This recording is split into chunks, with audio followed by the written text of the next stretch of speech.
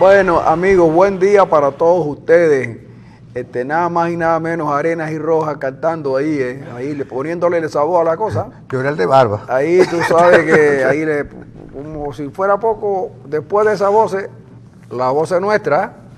Amigos de Venezuela, hoy vamos a hacer una transmisión conjunta con TeleRTV en horas de la tarde y por supuesto en el canal YouTube también que monta nuestro estimado amigo Andri Bernal muy temprano y que Douglas Ross inmediatamente que cae en YouTube, Douglas Ross, nuestro estimado amigo, lo pone de una vez en sintonía.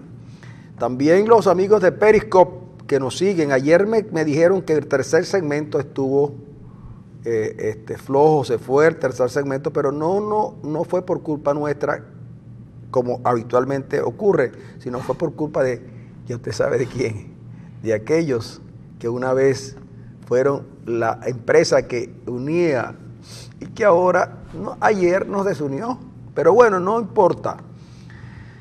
También quiero decirles que ustedes nos pueden ver en globaltv65.com, también en la internet tuvimos algunos problemas, pero nos puede seguir en el canal 65 de Global TV y también en algunas compañías de cables que tienen a bien llevar nuestro programa a sus hogares.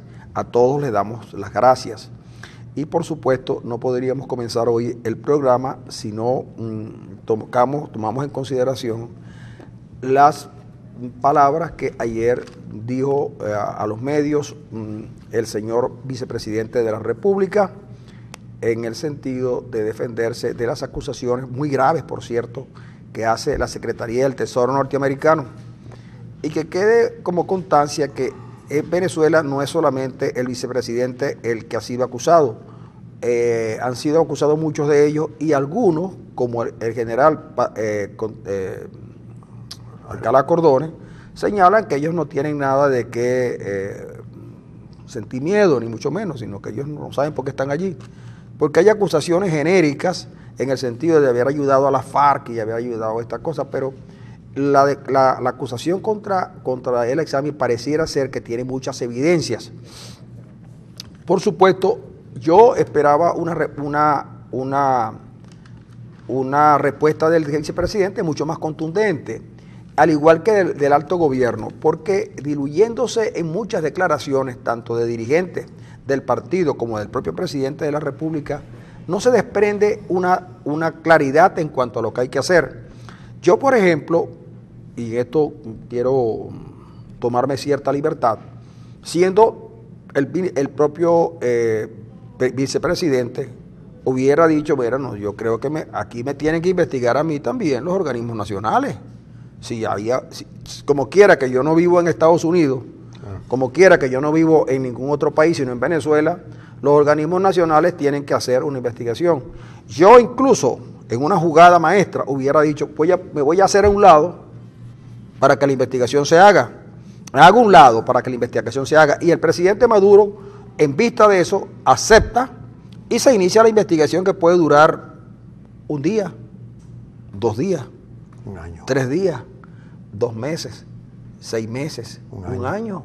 2. Porque una investigación de esa naturaleza, tal como dicen los Estados Unidos que hicieron, no puede hacerse en semanas, tiene que hacer además cotejando información e incluso dándole la oportunidad a que Walid Maclet hablara y con evidencia dijera cosas, pero no, buscan el camino quizás aconsejado por la conducta que se ha tenido en los últimos años, que no es buena, porque lo que sale a relucir es la soberbia y la arrogancia.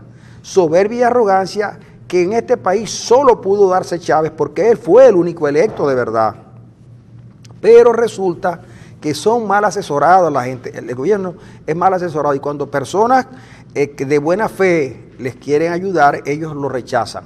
Entonces esa es una cosa que tiene que quedar clara. Por un lado, que yo supongo que si los Estados Unidos van contra el vicepresidente de la República, están, si bien es cierto que dicen que no están bloqueando, no están haciendo nada contra la República, no menos cierto es entonces que sin embargo atacar al vicepresidente de la República hiere por lo menos los sentimientos más nobles del pueblo venezolano, pues el vicepresidente. Y es el hombre que si Maduro llegara a renunciar, no que llegara a renunciar, que Maduro se enfermara y por enfermedad tuviera que dejar a alguien encargado de la presidencia de la República y tendría que dejar el Aizami. Sí, no se trata de cualquier cosa, no se trata... Alguien decía por allí que es muy manido el argumento de que la mujer del César no solamente tiene que ser honesta, sino que tiene que parecerlo. En este caso es casi de obligatoria revisión la respuesta que se viene dando. Yo creo que el Aizami debe sentirse muy seguro cuando es capaz de decir que no nos distraigan estas miserables provocaciones. ¿De acuerdo? Solamente una persona segura es capaz de formular estas frases, que no nos distraigan estos miserables provocaciones. Bueno, si es así, lo que sale es presentarse, ¿verdad? Y decirle al país, mira, esto es una cosa, porque no se sabe qué fines inconfesables tiene el gobierno de los Estados Unidos. Ya no en manos de Obama, sino en manos de Trump, que si alguien merece, porque yo no lo uso, pero si alguien merece el remoquete de pelucón, es Trump por ese cabello estrambótico que tiene. Trump tiene un cabello estrambótico, es un pelucón en todo el sentido de la palabra, pero a Trump ni lo nombran. Ni lo nombran. Y resulta que es la primera vez cuando Obama, parece que Shannon lograba que fueran fuentes anónimas, que fueran fuentes no confirmadas, pero que tal, así dejaban correr el rumor. Pero esta vez fue el propio jefe de la cosa que sale a decir lo que dijo. Y eso es mucho más grave de lo que podemos imaginar nosotros. Entonces digo, más allá de la conversación que puede haber, más allá de todo eso, hoy la prensa publica un reto venezolano. Lo pedimos a los Estados Unidos que se retracten. ¿Ustedes creen que un país que ha estado en 2 guerras mundiales y que ha propiciado un pocotón de guerras, que ha dado golpes de Estado? Que ha dado golpes de Estado por todas partes. En la única parte donde no hay golpes de Estado en Estados Unidos. ¿Y por qué no está la CIA? Porque no está la embajada, no hay embajada americana. Se va a retractar de algo que deben haber estudiado plenamente. No, lo que tiene el país era que mostrarle, no a los Estados Unidos, sino al mundo. Y sobre todo al pueblo venezolano. El pueblo venezolano, chico, hace tiempo que como lo que se la pasa es escarbando en la basura. Sí, no tiene ojos para más nada. No tiene tiempo sino para las bolsas negras. Una bolsa negra. Pero fíjate. Bueno, tuviste en estos días cuando nos bajamos del carro, yo iba con alguien y a plena luz del día un señor escarbaba en la basura que está frente a mi casa. Sí. Y no quiero con esto culpar al IMAU de no haberla recogido. Y el señor estaba recogiendo y yo me acerqué y le dije, mire, yo le agradezco que cuando usted termine de hacer su labor, vuelva a cerrarla. Y le dije, ¿usted busca botella? Y me dijo, no, porque botellas aquí hace tiempo que ya no hay, ¿por qué? Y me dijo, lo sé, por su mirada. Sí. Yo tenía los ojos enrojecidos por una conjuntivitis que no me quiere abandonar. Sí. Mira, lo cierto es que, mira, este es un caso grave, como tú dices. Si yo, ¿verdad?, fuera el vicepresidente, yo me apartara, yo renunciara y pediría una investigación de mis actividades, mi patrimonio, mis relaciones con Samar López Bello, sobre mi relación con grupos terroristas árabes y de todo aquello al que se me acusara, si yo fuera el vicepresidente. Es lo usual, es lo normal que se aparte para que se haga una investigación, no por el Departamento del Tesoro, porque el problema, la decisión de Estados Unidos compete a los Estados Unidos en territorio norteamericano y que tiene que ver con actividades dentro de Estados Unidos. Es decir, obviamente, donde reside el señor Tarek El Aizami es en Venezuela. Por lo tanto, son las autoridades venezolanas las que deberían iniciar una investigación, pero aquí ha hablado todo el mundo, menos la que falta, la que no ha hablado, es la que debería hablar en estas circunstancias, dirigirse al pueblo venezolano y decirle, venezolanas, ante las graves acusaciones contra el mejor, porque aquí hay una desmesura muy grande. Las desmesuras siempre las usa el presidente Maduro, lamentablemente. Entonces, en lugar de hacer una defensa apegado al estricto senso del caso, a lo más normal del caso, nombra a Tarek El Aizami el mejor ministro del Interior que ha tenido el país en toda su historia. No sé cuál es el baremo que utilizó el presidente Maduro, pero vamos a suponer que eso sea verdad. Bueno, pero acuérdate que aquí vino una vez Lula y dijo que Chávez había sido el mejor presidente que Venezuela había tenido en toda su historia. Bueno, pero Lula a lo mejor tenía derecho a decir eso por las afinidades que tenía y por los negocios que había. No, yo digo por lo exagerado. Por lo exagerado, por lo exagerado. Bueno, el caso es que la que no ha hablado es la señora Luisa Ortega Díaz, que debería decir, vamos a investigar hasta las últimas consecuencias. Es obvio, siempre aquí las investigaciones son hasta las últimas consecuencias. Y con otra coletilla. Caiga quien caiga. Que caiga quien caiga. ¿Verdad? Mario, ¿cómo está el Periscope? Buenísimo. Eso es lo que debería hacer Luis Ortega. Una investigación neutra, objetiva, revisando las evidencias, investigando, a ver qué pasa. Porque como tú dices, no es una investigación contra cualquier hijo de vecinos, es una investigación contra una de las cabezas del gobierno. Entonces ahí es importante que las cosas queden claras, No por aquello de que el prestigio del país, no, sino por nuestra salud pública. Que el país esté dirigido por sus mejores, por la gente éticamente más recta, más proba, más honesta. Y parece ser que, por eso es que la investigación hay que realizarla hasta las últimas consecuencias, a ver qué pasó. Sí, fíjate tú, por ejemplo, que el caso venezolano llama la atención y mucho porque resulta que las cosas no vienen solas. Venezuela está pasando por una crisis económica, política y social de incalculables proporciones. Y lo más grave de todo esto es que pareciera que a pesar de los esfuerzos que seguramente se deben haber hecho, la crisis se acentúa. Fíjate tú que ya nadie habla de los motores. No, el único que habla de los motores de vez en cuando en sus alocuciones. Bueno, pero ya nadie habla de los motores. Pasaron de los motores a una cosa que llaman CLAP, pero ya lo del CLAP también está pasando. Entonces, el CLAP sustituye a todo, entonces no se sabe si la tarjeta al final iba a terminar siendo, digamos, la única opción revolucionaria que queda. Pero luego inventarán otra cosa, pero los problemas se siguen sosteniendo. Y lo más grave, el salario del venezolano se deteriora cada día. Entonces, la respuesta de Serrano Mansilla o de Mansilla Serrano, no sé cómo se llama ese caballero, un español que no conoce a los venezolanos y que a lo mejor está todavía albergando en su corazón cierto halo de venganza contra nosotros por haberlos derrotado, porque nosotros los derrotamos en la guerra de la independencia. Entonces, el señor propone nuevos aumentos salariales que ya la gente no lo quiere recibir porque aumentan hoy, pagan el 15, pero el 15 ya se llevan la mitad o más de la mitad de lo que le aumentaron.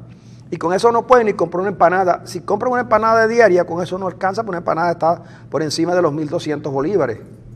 En estos días un amigo quería agasajarnos y llevarnos a la pata del colibrí. Cuando se dio cuenta que éramos 3 los que estábamos en pantalla, dijo, le voy a llevar unas empanadas a Monagas, a Francisco y a Damaso. Y cuando fue a buscar unas empanadas acorde con lo que pueden comer unos colibríes hambrientos y muy ablachentos, y le dijeron, las empanadas que usted se quiere llevar para esos colibríes están a 2.300.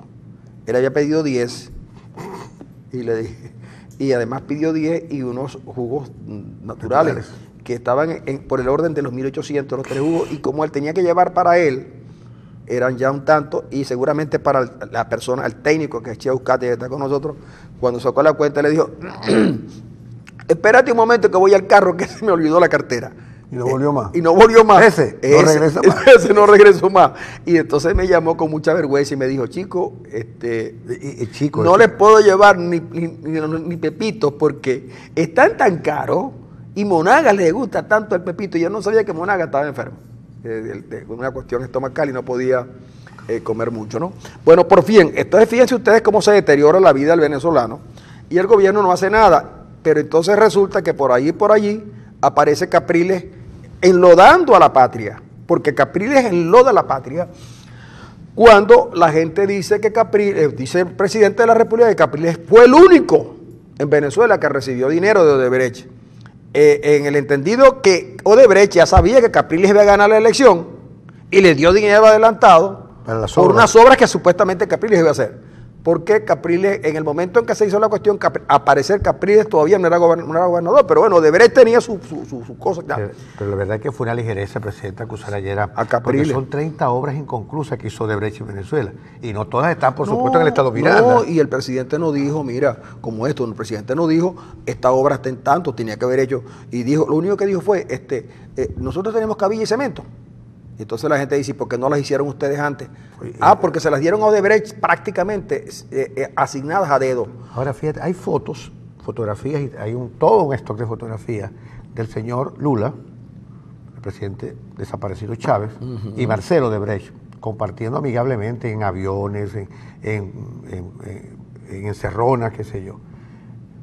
Y además de eso, hay toda una negociación, mira, donde el primer chicharrón es Lula y el presidente Chávez y el señor Marcelo Odebrecht. Ahí deberían empezar las investigaciones, hacer una evaluación de la presencia de Odebrecht en Venezuela y las obras que presupuestó no concluyó y que se les pagó. Pero no de ahora, y no teniendo como el único chivo expiatorio a Capriles, sino hacer una historia. Toda una historia. Y si Capriles está allí, si Capriles está involucrado, bueno, que va preso. Pero no puede ser que al único que nombra. Pero además, de manera capciosa, la Fiscalía dice, ya ordenamos un acto de detención, algo parecido, para una persona, pero no dice quién. Entonces, ayer, el quien tiene expresión corpórea es Capriles. Es decir, de casualidad, mire, yo lo dije aquí y molesté, y alguien se molestó porque yo lo dije, que de casualidad no acusaron a Capriles de ser el tío de los muchachos que en Haití querían hacer su jugada y que ahora están en una cárcel de Nueva York. Sí, señor. De casualidad, miren, lo que pasa fue que los medios independientes, claro, fueron capaces de decir que los muchachitos eran familiares de altos personeros de la República. Pero decir que es Capriles y no señalar a nadie más, chicos, cuando fueron 16 mil millones de dólares de un poco de obras inconclusas, algunas pagadas y otras pagadas con sobreprecio. Entonces, como decía Barrera Tisca en su artículo de estos días en Pro Da Vinci, oye, la palabra del presidente comienza a perder peso. Comienza a perder peso porque el presidente pareciera ser que ya no representa la majestad del poder presidencial, del poder ejecutivo. No, verdad que uno a veces, yo por razones que ustedes conocen perfectamente, tengo que oír a Maduro y les confieso, así como he dicho muchas veces que oía a Chávez y lo oía siempre, me cuesta mucho seguir a Maduro, me cuesta porque tengo que trabajar demasiado, a veces corrigiendo, ¿no? Porque a veces me vuelve loco. En estos días me dijo que Valera era un estado. Estado Valera. Y yo salí de inmediato a buscar mis apuntes de tercer grado, que yo los conservo. Y ahí me dice la maestra Laura Bracho, que era mi maestra Rosario Pérez, que era mi maestra en tercer grado. ¿Rosario Pérez o Laura Bracho? No, Laura Bracho fue quinto y sexto. La maestra de tercero fue Laura Bracho. Digo, Rosario Pérez. Entonces Rosario Pérez me enseñó que eso era Estado Trujillo, y yo sabía que era Trujillo. Bueno, Francisco, eso era antes. ¿Trujillo? ¿Capital? Trujillo. ¿Cuál es el río más importante de Trujillo? El Motatán.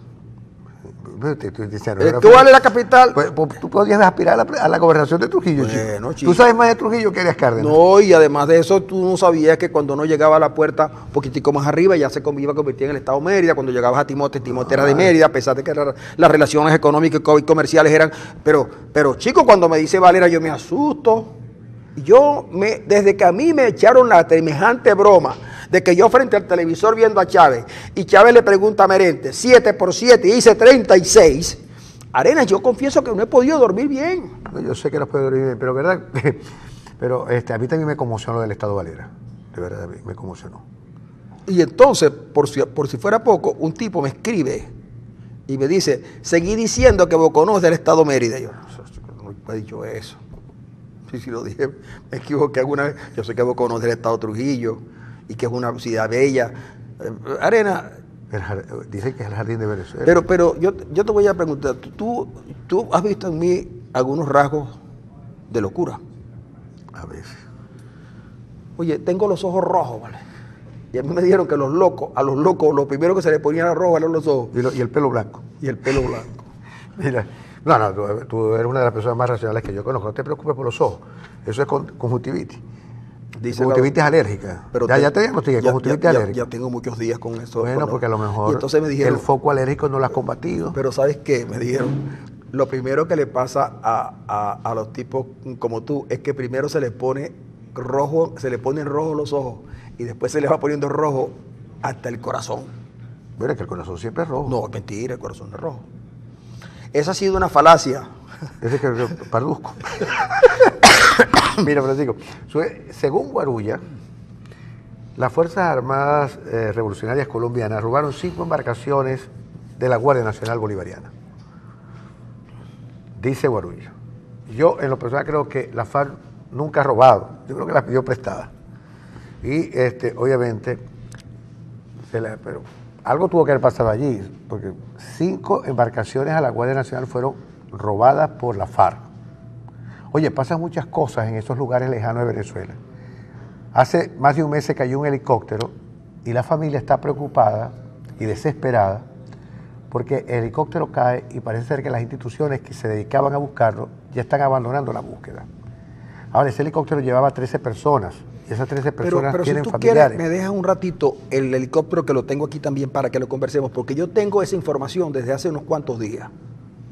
Desde hace por lo menos 2 días. Lo del helicóptero. Yo no dije nada ayer porque esperaba una respuesta del Estado venezolano, sobre todo los militares. Mira lo que dice, así como me lo pasan, lo tengo. Dice, Chávez vive, la patria sigue. Comienza como tiene que comenzar ahora los locos. Dice, él destaca, viviremos y venceremos. CZGNB. No sé qué cosa, es Guardia Nacional Bolivariana, 63 Amazonas. Se presentaron en el puesto de comando del DF-632, adscrito a este ZGNB, los efectivos SM-3, José Daniel Olivero, sargento primero, Elías Saúl Orfila Carreño, Jorge Alí Miranda Molina y la sargento primero, Crismal Villanela Torres Castillo, quienes se encontraban de servicio en el PCF, ubicado en el sector conocido como Suspiro, e informaron que siendo aproximadamente las 22:30 horas de referido PCF, fue tomado por un grupo aproximado de 60 hombres portando armas largas AK-47 y R-15, pistolas y granadas de mano, sometiendo a los 4 efectivos, amarrándolos y amordazándolos en la acción perpetrada por el grupo irregular. Lograron apoderarse de los teléfonos celulares de los efectivos antes mencionados, 3 fusiles AK-103 con 3 cargadores contentivos de 30 cartuchos cada uno, seriales, aquí están los seriales 071.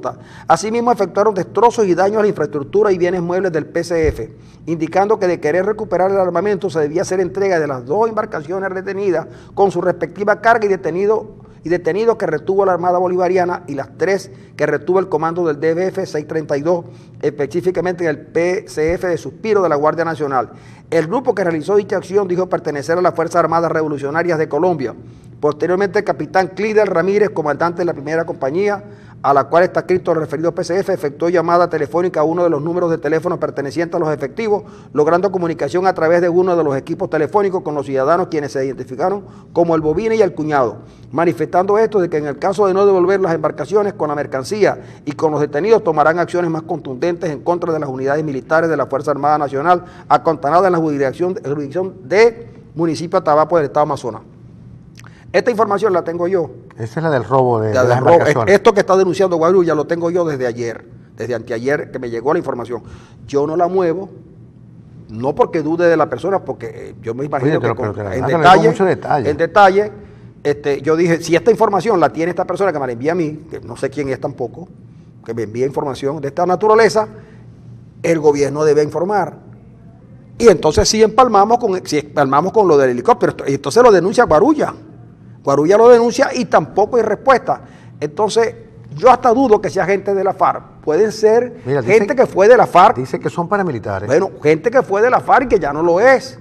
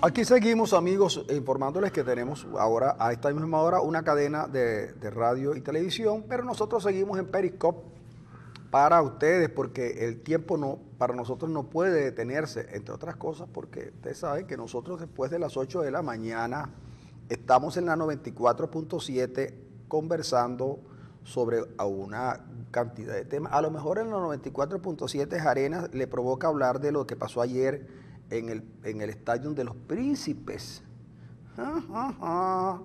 Y entonces Arenas llorará, porque Arenas llora cuando el equipo Barcelona no llega a los goles.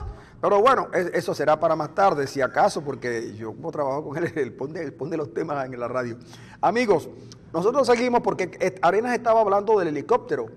Y yo le vuelvo a dar la palabra a Arenas porque ya hecha esta primera observación acerca de lo que está ocurriendo en esa zona, a lo mejor es que hemos perdido esa zona.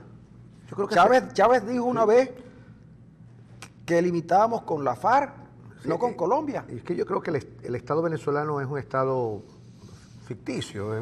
Nosotros decimos, el Estado es muy poderoso. No. El Estado en Venezuela, en algunas partes, es una ficción.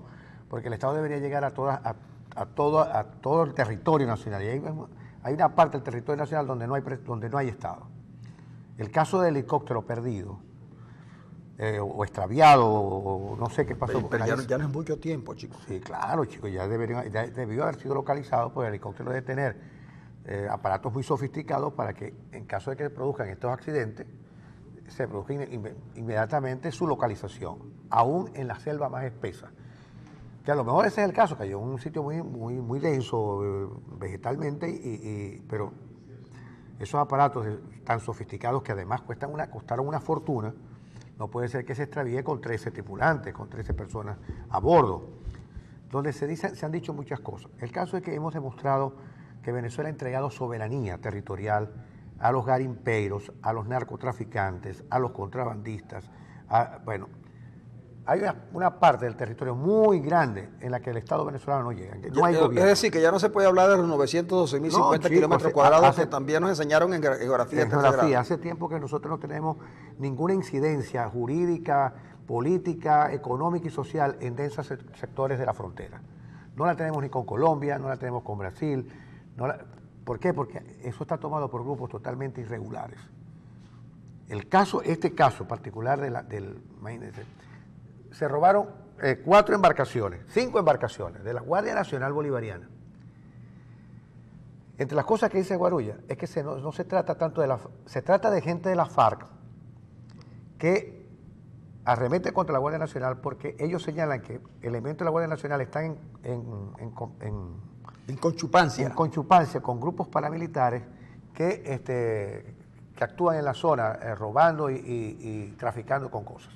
Eso es lo que dice, lo que da a entender, lo que insinúa Guarulla, que fue que justifica la actuación de elementos de la FARC en esa zona, con respecto a las embarcaciones.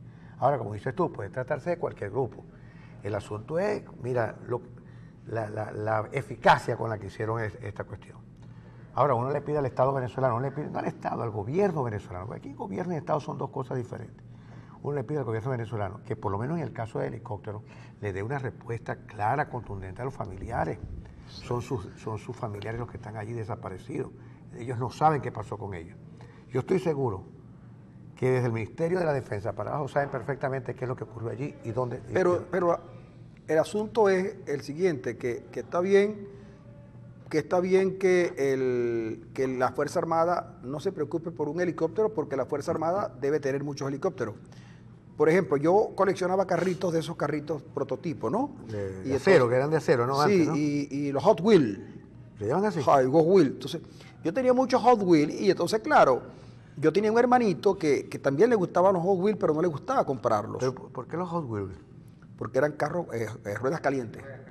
Ruedas calientes. Sí. Las ruedas se calentaban y a veces cuando uno tenía mucho frío se calentaba con las ruedas.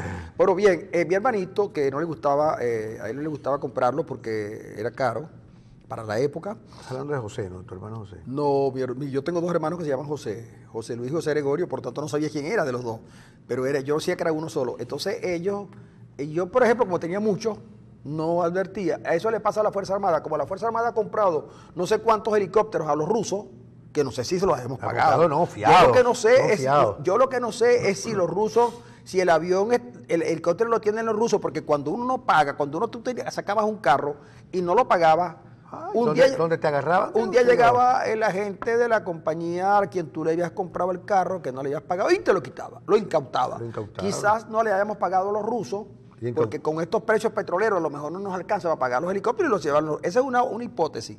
Otras hipótesis han comenzado a rodar. Otros dicen que el Triángulo de las Bermudas se ha corrido hacia Venezuela porque ha desaparecido de todo, chico. Sí, pero también es verdad. ¿En serio?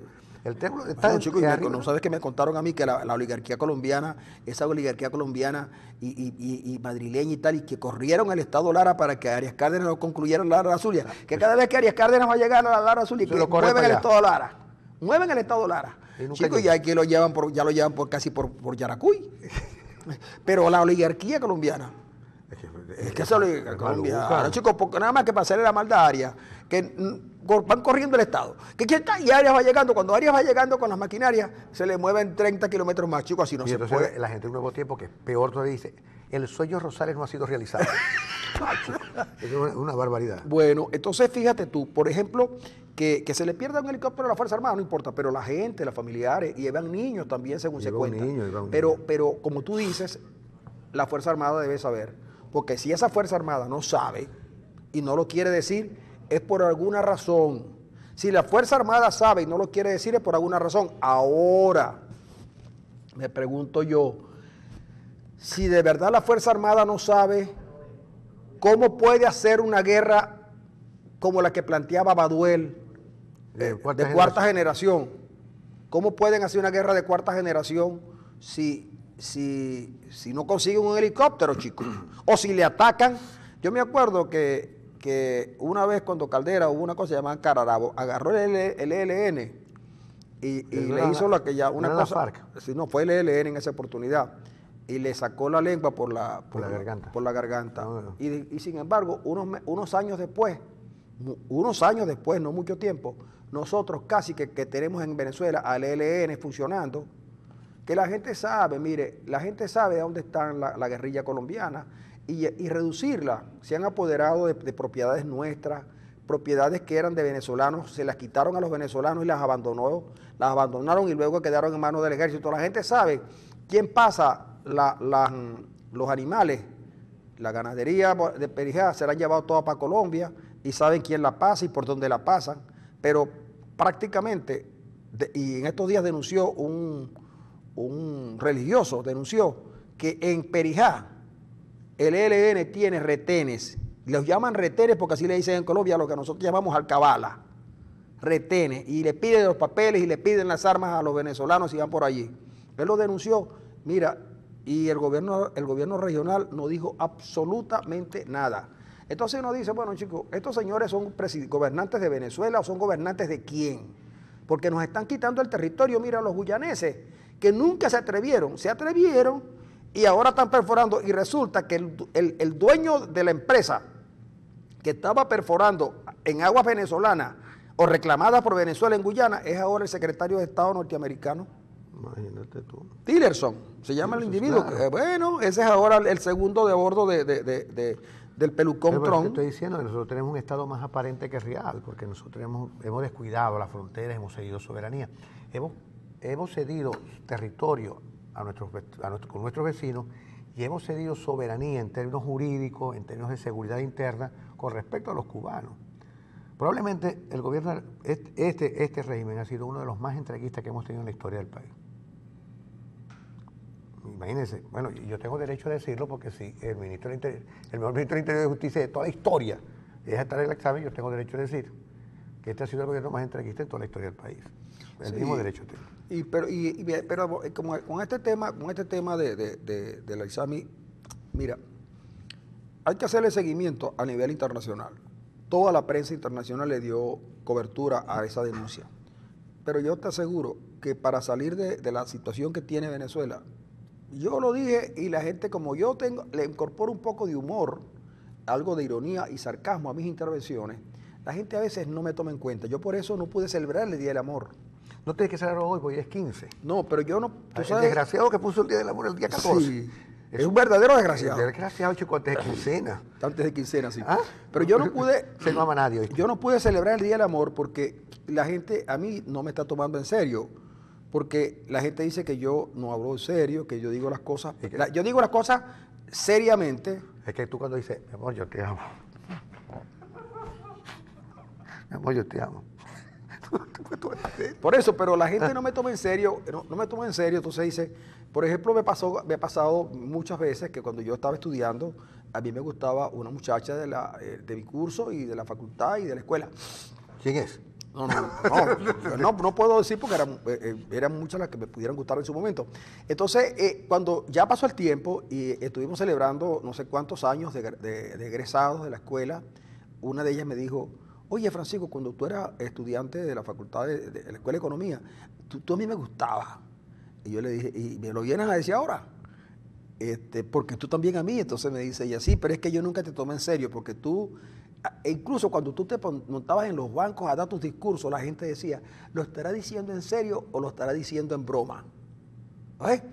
Bueno, por ese motivo yo nunca tuve oportunidad de celebrar el Día de los Enamorados porque nadie se enamoró de mí porque no pensaba que iba a hablar en serio. Pero hablando en serio ahora, yo le digo al gobierno que efectivamente, señores, es necesario que busquemos una salida y esa salida pasa, como ya había dicho, por hablar con los cubanos. Yo no estoy de acuerdo que estos hayan ido a Washington. Ya se fue la cadena, seguimos ahora con ustedes.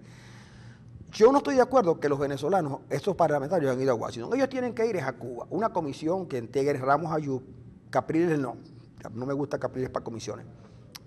Así como hicieron en Colombia para la cuestión de paz, que pusieron unos tipos de libertad para que fueran a La Habana, que le dieran libertad a López y que los enviaran a La Habana y que una comisión de venezolanos de la oposición se reúna con Raúl Castro y le diga, mira Raúl, aquí están las cosas. Estos tipos amigos tuyos en Venezuela están poniendo la torta. Ya no hay plata para alimentar a los cubanos que están allá. Mira, no lo hagas por los venezolanos, Raúl. Hazlo por los cubanos que están en Venezuela, que están sufriendo. Vamos a buscar una salida. Bueno, eso es una comisión. Eso me parece a mí razonable. Chico, pero yo lo he planteado muchas veces. Con observación del Vaticano. Bueno, pero con observación del Vaticano, pero no es que Raúl, incluso yo puedo ser intermediario. Bueno, tú pudieras ir por el Vaticano como tú te llamas Francisco. Sí, y soy papá. Y tú eres papá de como Sí. de 8 muchachos. Sí, de 5 muchachos. Entonces resulta que después de esa comisión habla con Raúl, que hay que hablar con Raúl, pero no para que Raúl haga algo por los venezolanos, que haga algo por los cubanos que están aquí, que están pasando necesidad, esos médicos están pasando necesidad, porque la gente te está diciendo que no hay medicamentos en los CDI, porque resulta que los cubanos se los están llevando para Colombia, y que los barrios adentro se acabaron porque los cubanos los abandonaron. Entonces Raúl tiene que tomar en cuenta la integridad moral y física de sus connacionales y entonces actuar en consecuencia. Y luego esa comisión dirigirse a China. Y a Rusia después. No, primero a China, porque lo de Rusia para... Y ahí voy yo. Ahí sí voy yo porque necesito un traductor. Y tú, por ejemplo, ¿cómo le pedirías tú la reunión, cómo le harías tú para hablar con el presidente chino?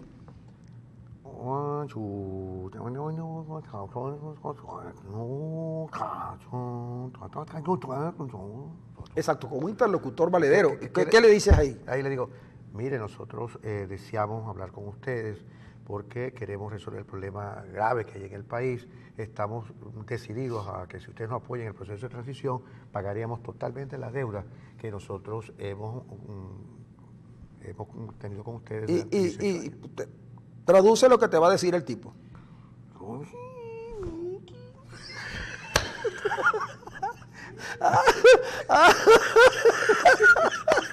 Bueno, ok, ya resuelto el problema chino, se van a Rusia y se reúnen en la parte europea de Rusia.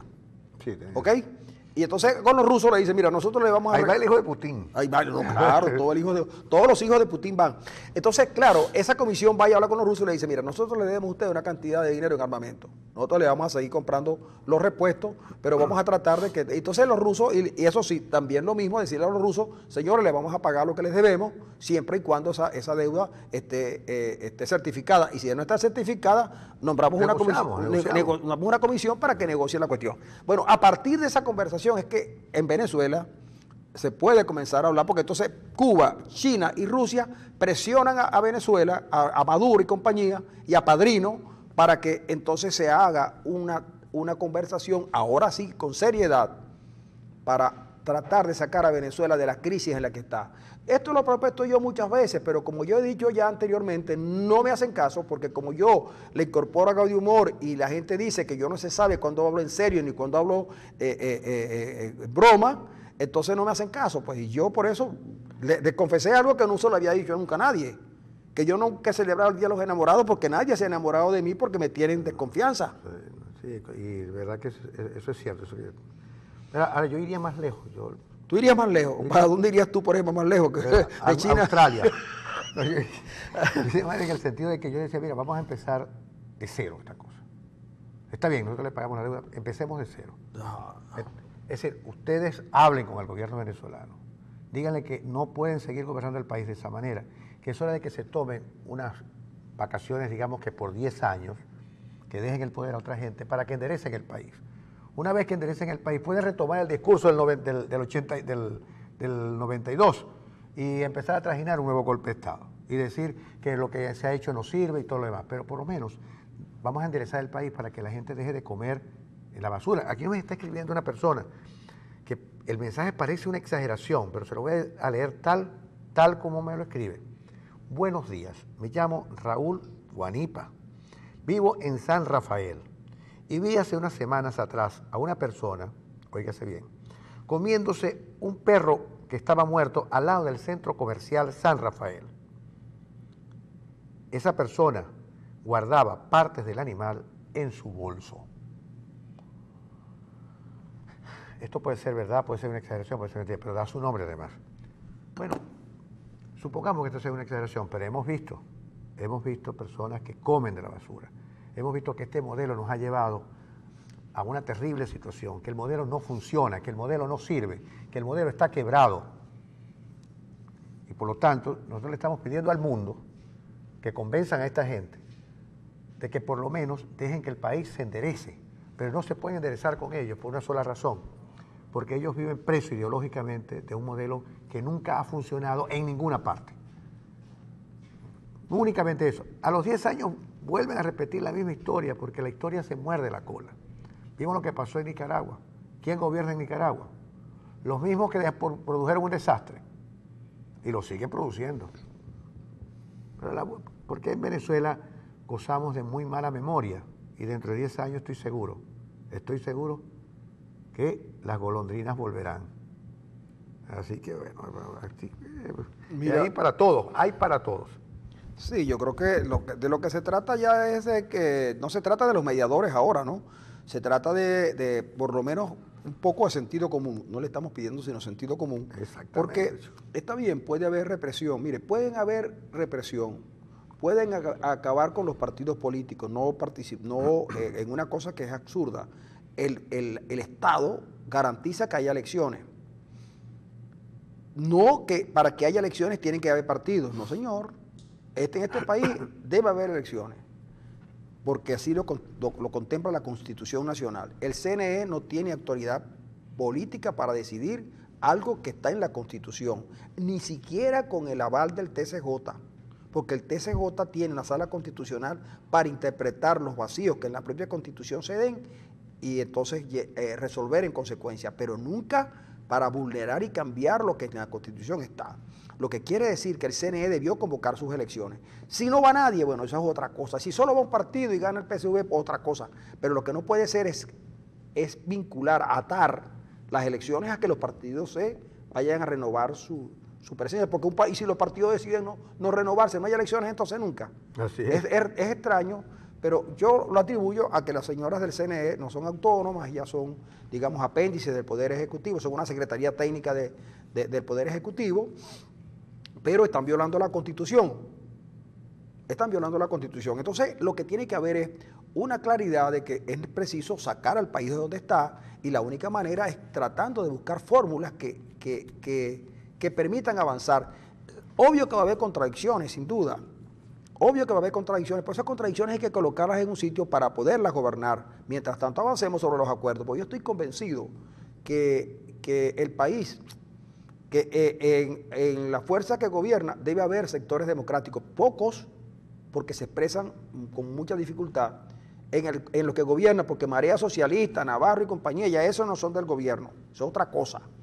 Son disidentes y no tomados en cuenta.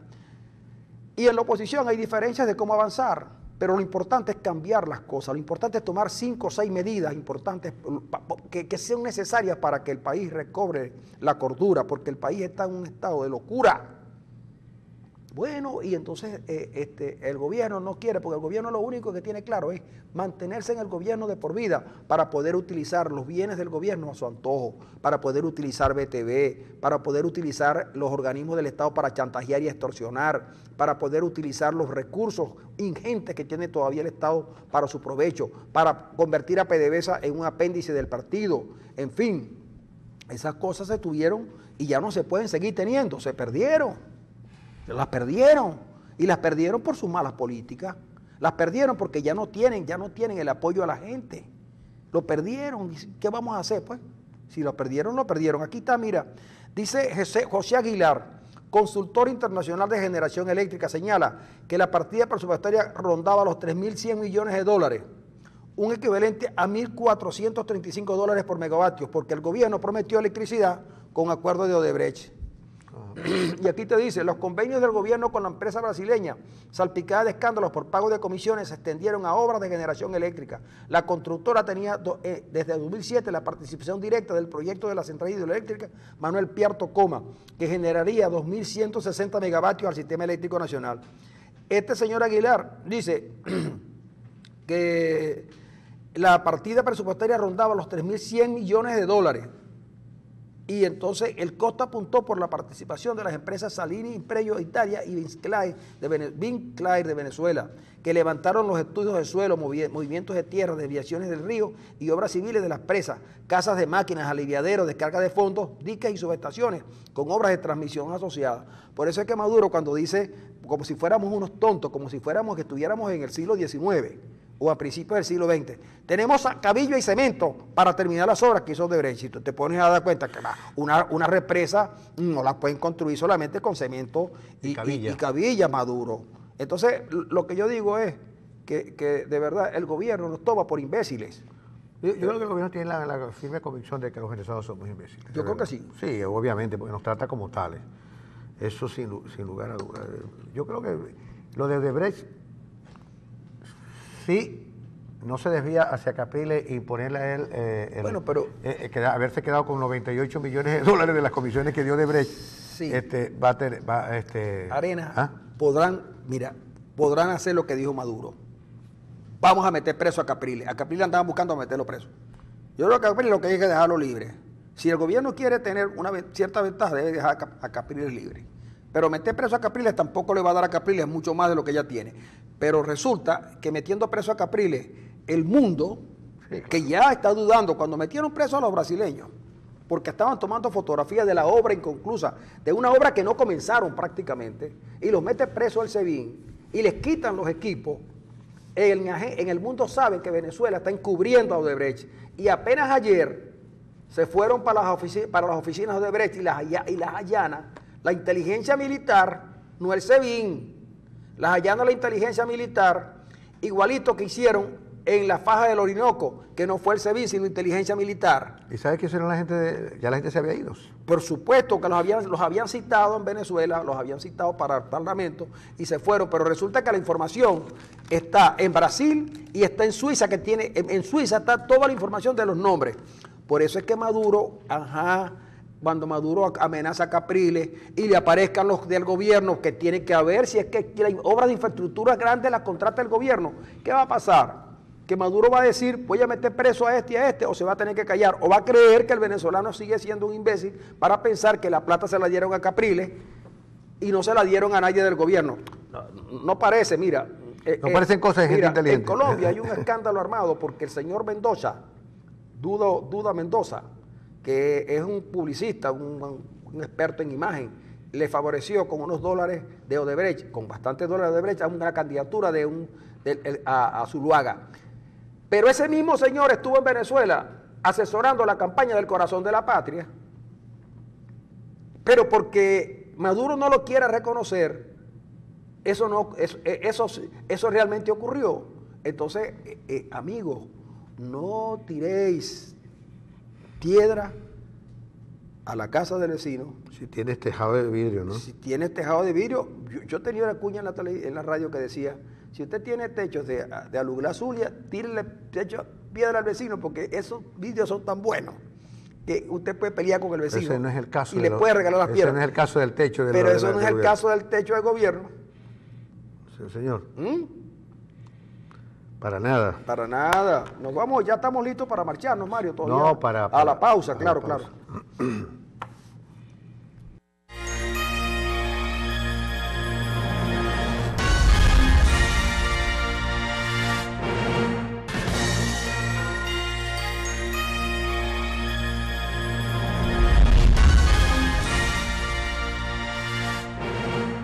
Amigos, entramos en el último segmento de nuestro programa por el día de hoy. Recuerde que en unos minutos posteriores, después a las 8 antes de las 8. O antes de las 8, nosotros vamos a estar en la 94.7.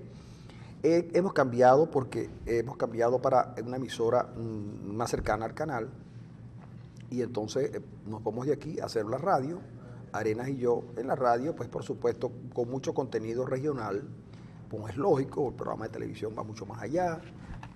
Todavía no hemos podido lograr colocar el Periscope, pero lo vamos a poner en unos días, porque necesitamos hacer algunos arreglos técnicos para que la emisión sea muy nítida.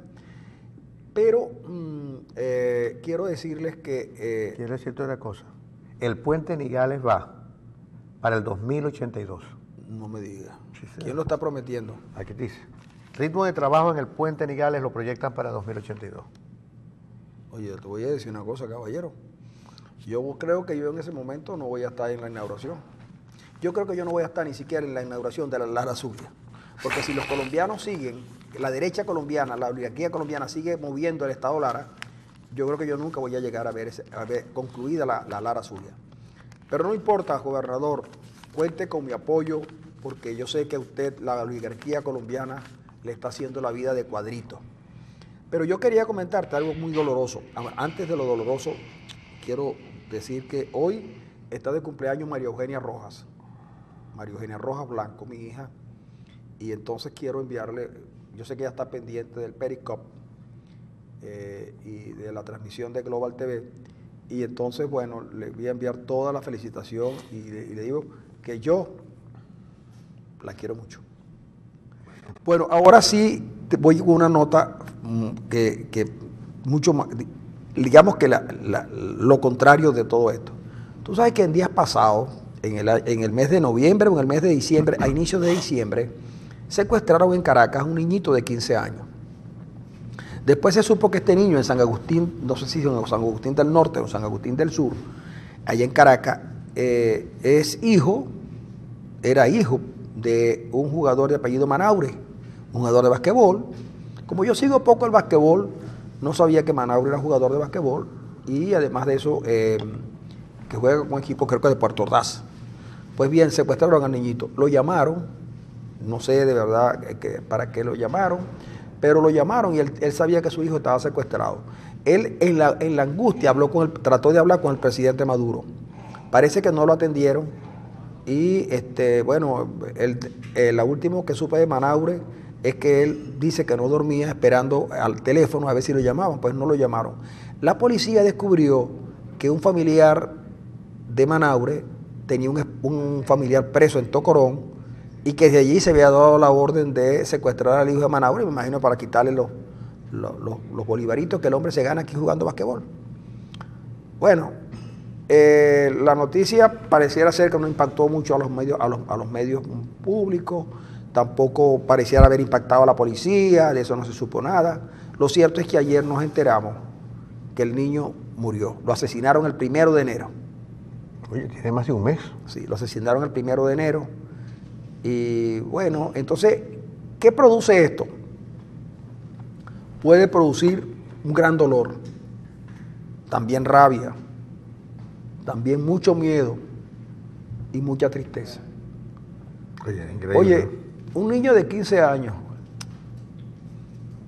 Un niño de 15 años secuestrado y asesinado. Hijo de una figura pública. Y sin embargo, el general Reverol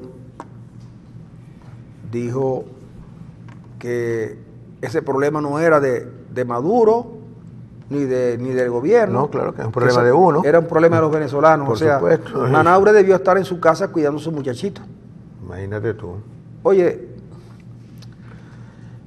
¿y qué nos queda decir que ya no hemos dicho en el día de hoy? Sí. Con el dolor que significa eso. Por eso por eso dije que mi hija cumplía años y que la quiero mucho. Porque el próximo cumpleaños del hijo de Manaure no va a estar él con él. No va a estar con él. Y no va a estar con él porque unos desalmados, unos desgraciados fueron capaces de quitarle la vida. Y eso puede ocurrir en cualquier otra parte del mundo, pero en Venezuela es demasiado frecuente. Bueno, nada más ocurrió el año pasado en 29.000 ocasiones.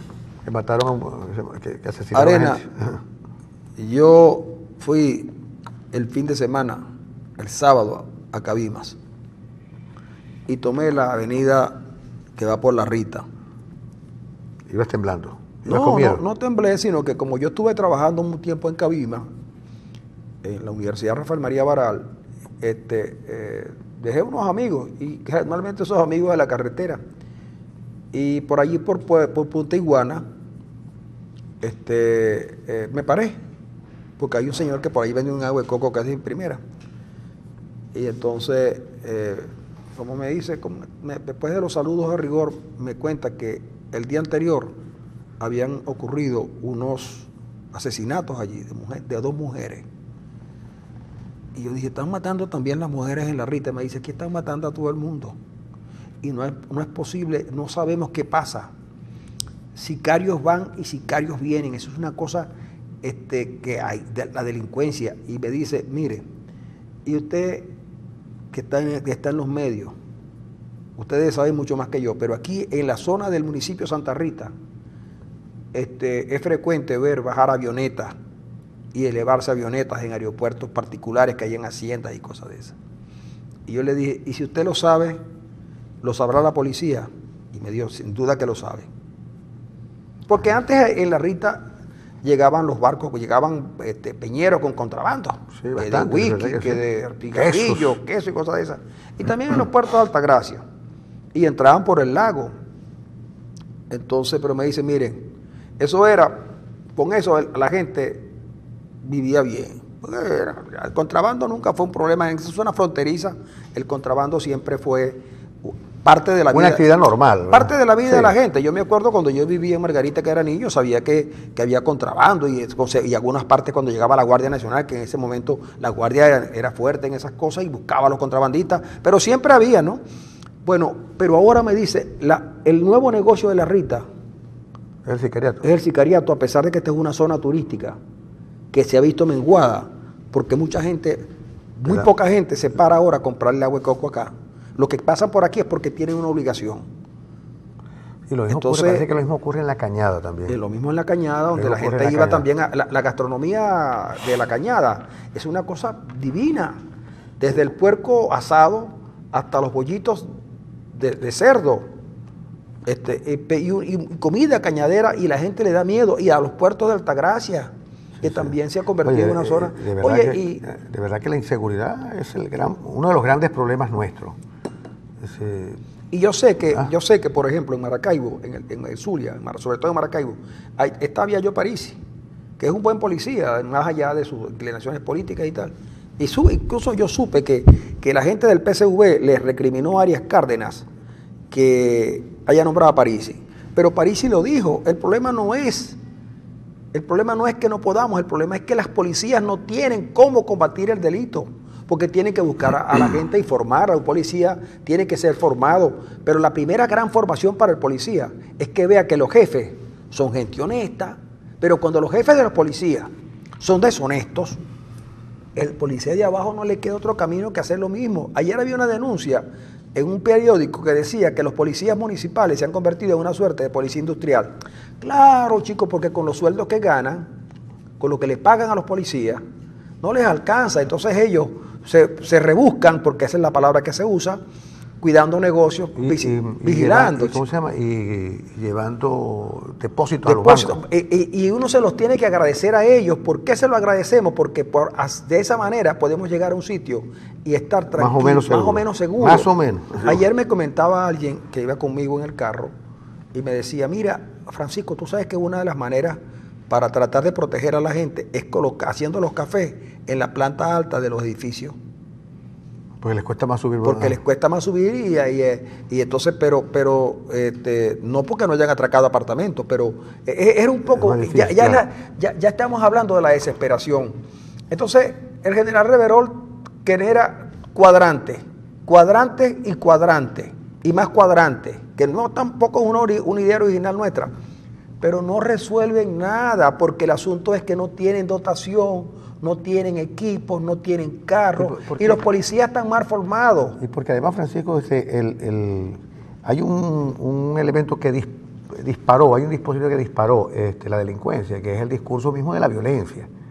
Si tú inicialmente dices que el que robe tiene derecho a robar si tiene hambre, tú ahí creas una vía, pero expedita para en cualquier otro país serio, eso es lo que se ocurrió. Un fiscal debió haber intentado algún tipo de acción, porque lo dijo Chávez. Sí, señor. Chávez dijo, mira, si un padre de familia tiene hambre, puede salir a robar para alimentar a sus hijos. Esa es una cosa que solamente se le ocurrió a Chávez, y aquí todos se quedaron callados y no dijeron absolutamente nada. Pero Chávez un día llamó a los buenandros, los malandros que iban a Miraflores, los llamó buenandros, cuando lo que califica al malandro es justamente la parte final de la palabra, andro.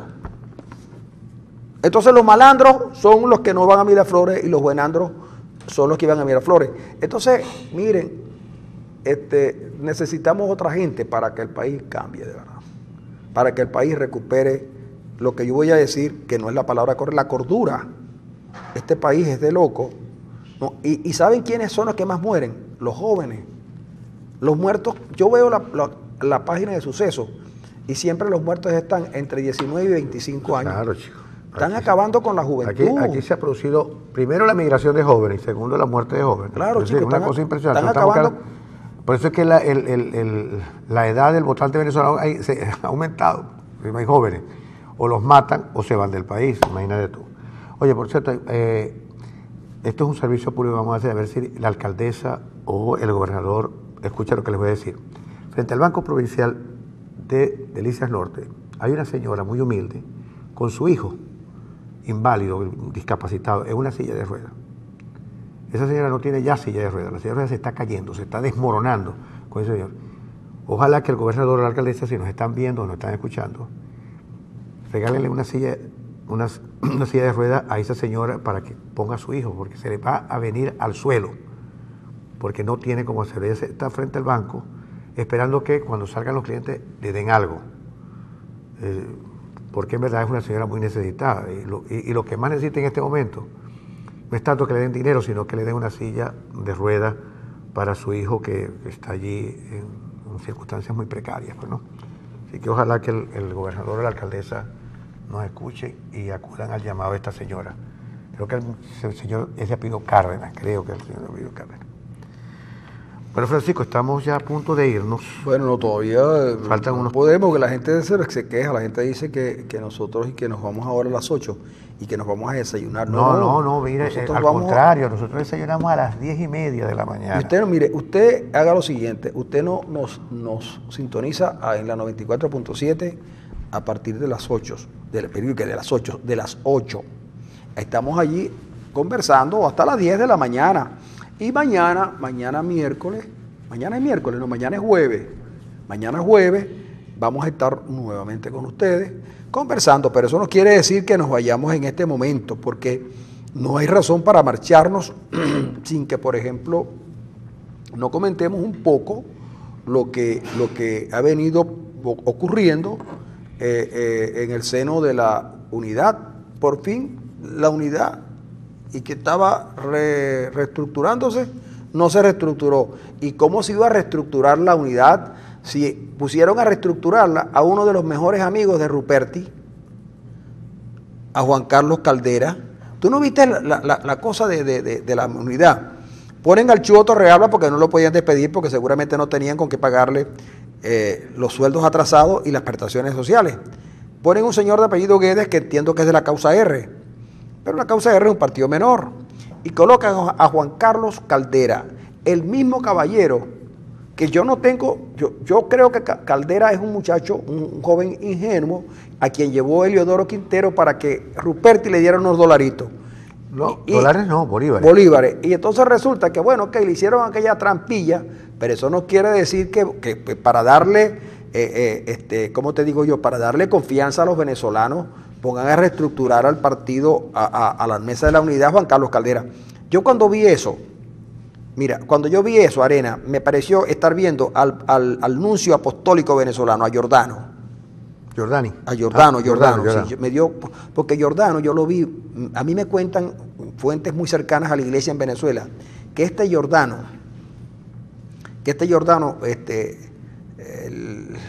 tiene inclinaciones hacia el gobierno. Y entonces cuando Giordano dijo, el diálogo no se ha hecho porque hay pequeños sectores que hacen ruido. Giordano, refiriéndose a la oposición. Giordano tiene uno de los discursos más pueriles que nosotros le hemos escuchado. Sí. El de ayer fue increíble. Diplomáticamente dijo que no iba a opinar absolutamente de nada, y obviamente no opinó.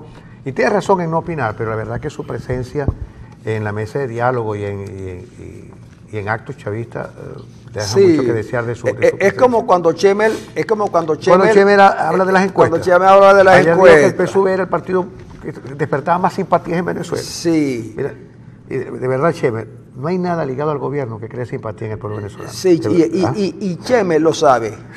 Amigos, nos despedimos, pero mañana regresamos con ustedes porque creemos que el helicóptero va a aparecer. Yo creo que mañana el helicóptero pudiera estar aquí.